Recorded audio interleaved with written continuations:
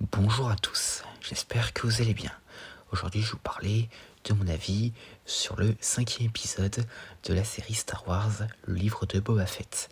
Et donc, commençons.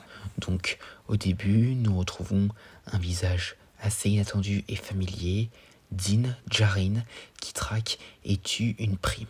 Étant donné qu'après sa séparation de Grogu, qui est parti avec Luke Skywalker à la fin de la saison 2 de The Mandalorian, il a repris ses activités de chasseur de primes. Donc il livre ensuite la tête de la prime pour obtenir des indications sur une cachette de Mandalorian. Là, il trouve l'armurière et Paz Vizsla, les deux autres survivants de leur tribu de guerriers mandaloriens sur Nevarro. Et ils inspectent le sabre noir que Din a récupéré aux mains du Moff Gideon. L'armurière explique que celui qui remporte le sabre noir en combat peut devenir le dirigeant de Mandalore, bien que leur civilisation ait été détruite par l'Empire. Par la suite, l'armurière transforme la lance de Beskar de Din Djarin en cadeau pour Grogu. Et pendant ce temps, Paz Vizsla, un descendant du créateur du sabre noir, Tarre Vizsla, défie Din en duel pour le sabre. Din réussit à battre Vizsla, mais révèle qu'il a enfreint le credo de son clan en retirant son casque et en montrant son visage à quelqu'un. Ainsi, il est rejeté par son clan et considéré comme un apostat. Par la suite, Din retourne sur Tatooine et rencontre Peli Motto, qui possède un vieux chasseur Naboo pour remplacer son précédent vaisseau, le Razor Crest. Ensemble, ils réparent et modifient le vaisseau et Din l'emmène pour un vol d'essai. Et à son retour, Fennec Shand arrive et demande à Din d'aider Boba Fett dans la guerre à venir. Il accepte, mais pas avant d'avoir rendu visite à un ami, Grogu. Et c'est la fin. Alors qu'est-ce que j'en ai pensé? Alors cet épisode il était bien, juste.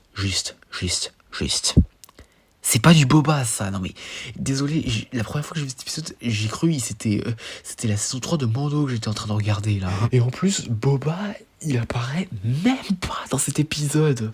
Enfin, clairement, cet épisode aurait été incroyable s'il faisait partie de The Mandalorian et non pas du livre de Boba Fett. Enfin, clairement, on dirait qu'ils se sont trompés de série avec cet épisode. Mais bon, hormis ce détail, c'est quand même cool de retrouver Din Djarin et de voir qu'il a quand même un peu de mal avec le sabre noir et aussi de voir que c'est assez difficile de maîtriser un sabre laser, car on peut le voir il se blesse avec sa propre lame, et aussi Paz Vizsla et l'armurière, c'est cool de les revoir également, et donc aussi l'histoire du sabre noir créé par Tarre Vizsla, c'est assez intéressant, et aussi de voir comment l'Empire a exterminé les Mandaloriens sur leur planète, et notamment ce plan avec tous les bombardiers TIE qui bombardent la capitale de Mandalore, enfin voilà.